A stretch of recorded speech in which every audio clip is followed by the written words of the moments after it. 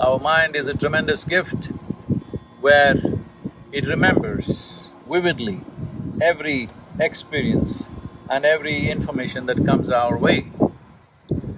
Well, this can be transformed into a phenomenal imagination, but if you lose control over your imagination, if you lose the discrimination as to what is imagination and what is reality, what is future, what is present and what is past, then your mind will become your greatest enemy.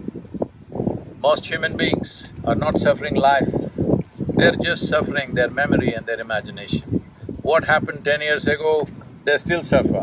What may happen day after tomorrow, they already suffer. This is not about life. This is about lack of control over two most fantastic faculties that human beings have, a vivid sense of memory and a fantastic sense of imagination. Do not worry about your future.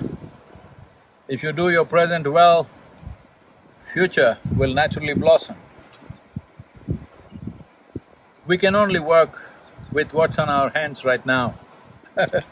You cannot work with what's on your mind.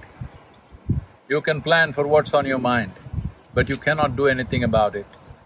You can only act in the present moment. You can only handle what is there right now. Those of you who too engrossed in your own thoughts and emotions, constantly being maybe on social media or something, I think you must get rid of your phone and take a walk in the forest. If it's not possible every day, at least 1 or 2 days in a month, you might get lost somewhere. Just be in nature, all by yourself, walk, sit, observe. If you pay enough attention, you will see, you will be so enchantingly enamored by every little thing in the existence because the way a single ant is made is too much for you and your intelligence to grasp exactly how this is made. Those who have not peeled their eyes to the creation get too enamored with their own mental creations, which is their thought, the juicy part being emotion. When your thought and your emotion becomes more important than the Creator's creation, that means you have become a perceptual tragedy. You have not realized the nature of life at all. We know many things, we can do many things, but we do not know anything in its entirety. So this is the nature of the existence. If you pay attention to it, naturally your own thought and emotion will sink to the background. You can still enjoy them, but you know how insignificant it is. So it's very important that if you want to experience the multifarious dimensions of life, you have to be non-serious.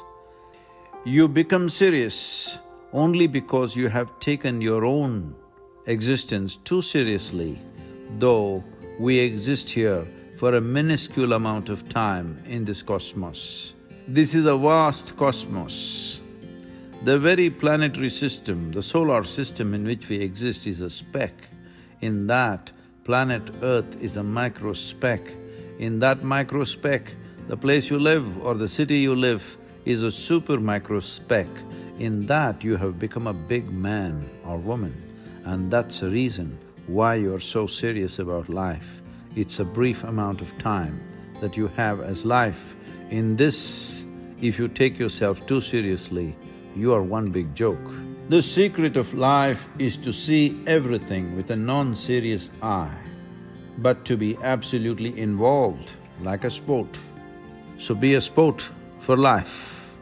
If you want to be a sport for life, you have to be able to see that your existence is of consequence for the times in which we live, but not of eternal consequence unless you touch the eternal dimension of who you really are.